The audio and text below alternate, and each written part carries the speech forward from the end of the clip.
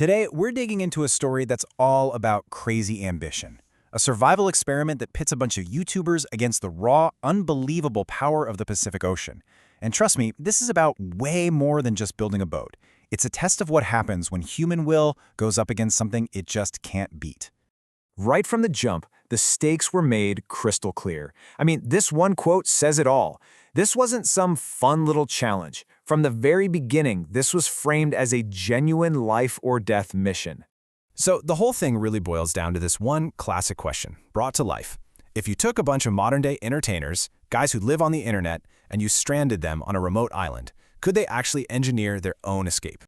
Okay, to really get what they were up against, you have to start with the premise itself. And, to put it lightly, it was completely and utterly insane. Just look at this massive gap between what they wanted to do and what they were working with. On one side, the goal: build a working sailboat. From nothing, from scratch. On the other side, the team. A group of friends who were the first to admit they knew absolutely nothing about sailing. You know, even Haz, the one guy on the team with a little bit of boat building knowledge, he called it from the start. He knew the real challenge wasn't just about their skills. Nope. The final boss, the one thing they had zero control over, was going to be Mother Nature. And that warning just hangs over this entire story. So, this is where the pure ingenuity kicks in. They're faced with an impossible task, and they just start the slow, painful process of turning garbage into a vessel of hope. Literally. And you'd think it would be total chaos, but their approach was surprisingly smart. They had a method. They started small, building a tiny prototype just to see if the idea could even work. Then came the really hard part, scavenging the island for anything they could use, carefully building the frame, and then holding their breath for that big buoyancy test. And the stuff they found is just incredible. They had to go into a dangerous jungle to get bamboo because it floats so well. They scoured the beaches for trash that washed ashore, plastic barrels, old ropes, broken crates, and they literally turned the ocean's pollution into their own lifeline. And let me tell you, this work was absolutely brutal. The team was facing real physical danger. We're talking heat exhaustion that literally brought them to their knees, some scary close calls with venomous spiders, and that constant nagging threat of running out of fresh water. And then you get this moment. This was the big one. After days of backbreaking work, full of doubt, the moment their little homemade raft actually floated, everything changed. You can just feel the hope surge. For the first time, escaping wasn't just a fantasy anymore. It felt real. But see, building the boat, that was only half the battle. Now we're in the third act, the face-off with the open ocean itself. And out there is absolutely no room for error. They were out on that water for nearly 12 hours. Just let that number sink in for a second.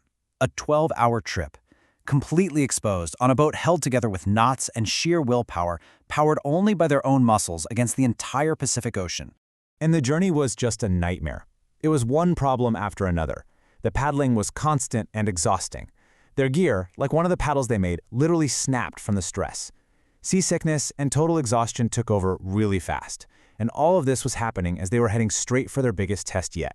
And that test was the channel.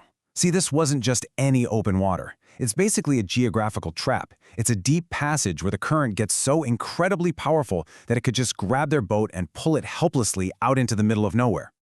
And of course, right when they needed every single person, the team started to fall apart. Some of the guys were so sick they couldn't do anything.